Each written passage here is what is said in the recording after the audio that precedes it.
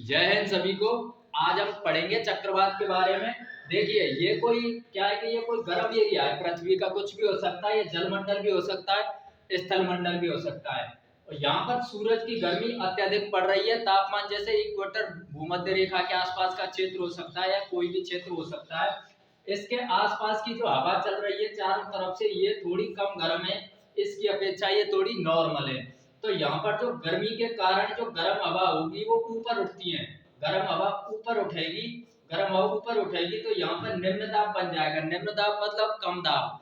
और जो हवा और यहाँ पर गर्म हवा हल्की है कि ऊपर की तरफ उठेगी, तो जो ठंडी हवाएं चल रही हैं या जो नॉर्मल हवाएं चल रही हैं, ये इस गैप को कवर करने के लिए इस स्थान पर आ जाएंगी। जैसे बारिश होती है तो बारिश से कुछ समय पहले बहुत अधिक गर्मी पड़ती है और बारिश है जावे के 10-20 मिनट के बाद में काफी ठंडी हवाएं आती हैं। तो उसका भी रीजन यही होता है कि जो गर्म हवाओं ने जो गैप बनाया था, उस गैप को भरने के लिए ठंडी हवा वहां पर आ जाती है।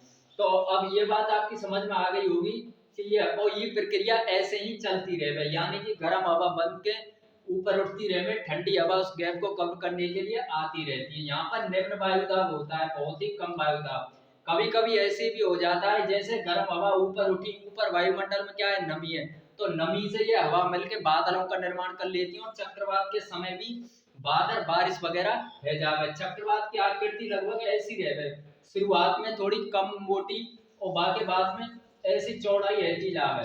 साइक्लोन चक्रवात तो ज्यादा ऊपर चौड़ाई इसकी क्यों होती जाती है, इसको एक सीधा सा कारण है, क्योंकि गर्म हवा ज्यादा दूरी में फैलती है।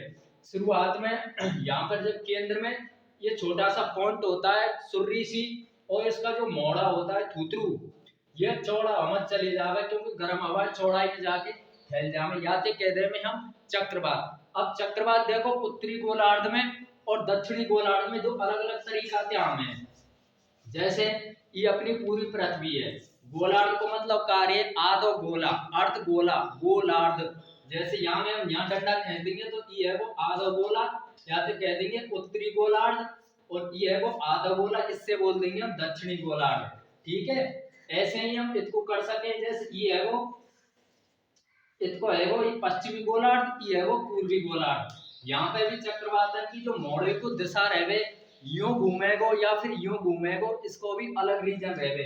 तो यहाँ को मतलब ये है, जैसे उत्तरी गोलार्ध में कोई चक्रवात आ रहा है, उत्तरी गोलार्ध के चक्रवात की दिशा कितकू रहेगी, या चीज को एक रीजन है। जैसे उत्तरी गोलार्ध में जो हवा रहे, वो फेरल नाम के वैज्ञानिक के अनुसार, और पृथ्वी का जो कोरियोलिस बल रहे, उत्तरी गोलार्ध में हवा बाहिनी तरफ चलती है। बाहिनी तरफ जैसे ई कोई हवा है, ठीक है, ये हवा चल रही है चारों दिशा से।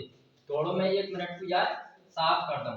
प्रॉपर उत्तरी गोलार्ध हम थोड़ो समझ लेंगे। जैसे ये है, ठीक है, उत्तरी गोलार्ध है, बाद में दक्षिणी गोलार्ध देखेंगे। ये हवाएं चल रही हैं चारों तरफ से, ऊपर से नीचे से, बाएं से और दाएं से। अब इधर की तरफ उत्तरी गोलार्ध में जब चक्रवात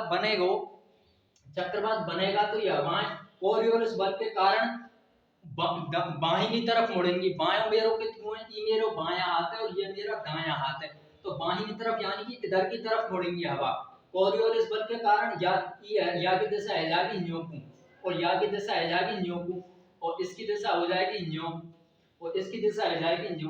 तो जो चक्रवात आएगा वो या टाइप में आएगा, न्यो यो फिर यो, ये दिशा होगी चक्रवात की, यानी कि इस टाइप में ये बनेगा। ऐसे ही जस्ट या तो चक्रवात की आंख भी बोले, जो यहाँ से स्टार्टिंग होगा। अब जैसे ई प्रोसेस दक्षिणी गोलार्ध में लगे, दक्षिणी गोलार्ध में कैसे रहे, जैसे ये अपना ये हो गया दक्षिणी गोलार्ध, ठीक है। दक्षिणी गोलार्ध के किसी भी भाग में चक्रवात आएगा, यहाँ में भी हवा की गति यूं ही रही है।